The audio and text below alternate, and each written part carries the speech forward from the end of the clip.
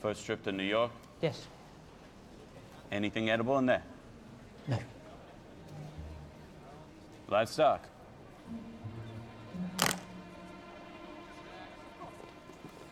Must get that fixed. No. Whether Trump had got in or not, there's still universal themes of repression and segregation and the fear of the other that was specific to Trump coming in or not are still so important internationally. There was always an element of politics in the storytelling with a small p.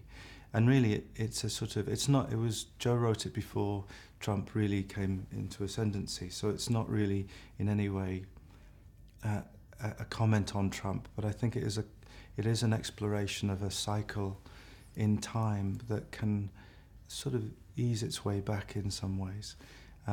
We have to be sensitive to what's happened before, and in our complacency, we can't imagine sometimes that things that have happened in the past can happen again.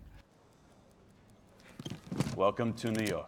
There are values within the film that we believe are important to express, and we'll continue to explore them as the series develops. And I kind of love that that's what J.K. Rowling does, that there seems to be a deftness of touch that within a story that has a lightness and a comedic aspect and sort of romance, but that she can weave in themes without sort of sledgehammering you.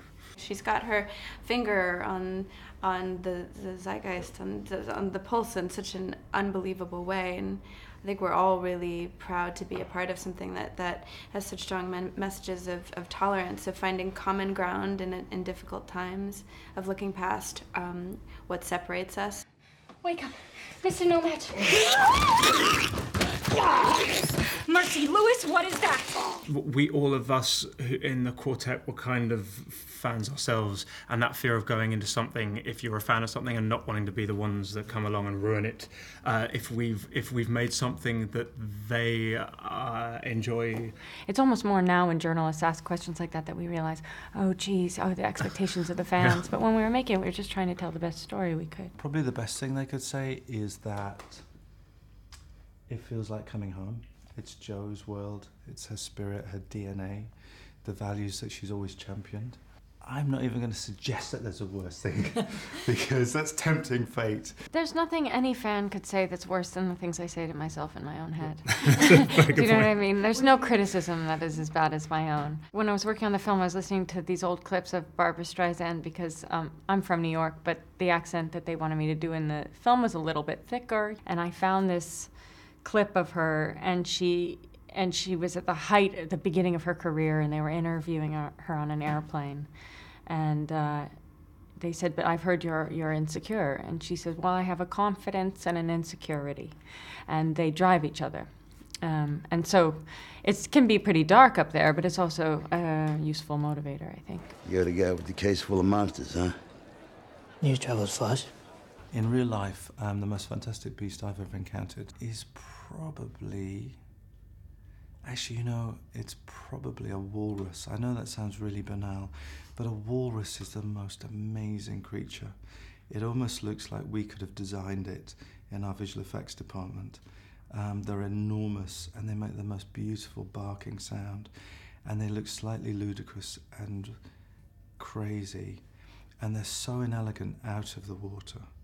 But when they swim under the water, they're the most beautiful, graceful things you've ever seen. What's the most fantastic beast you've seen in real life?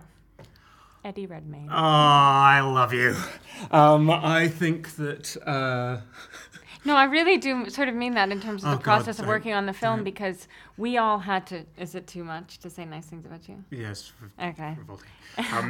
But I think that the most fantastic beast I've ever seen was this weird anteater that I met while we were prepping for this film, who had just been born and was being fed by a keeper, and it was just one of the sweetest, most extraordinary looking things I've ever seen. Babies also. Yeah. And you've got a squirrel on your cat, Yeah. I do, that's my my Patronus. Cool. Is that the most fantastic beast you've seen in real life, or? Squirrels? Yeah. Let me tell you something. You get a bunch of squirrels together, that's pretty fantastic. Nothing to worry about. That is a murtlap. What else have you got in there?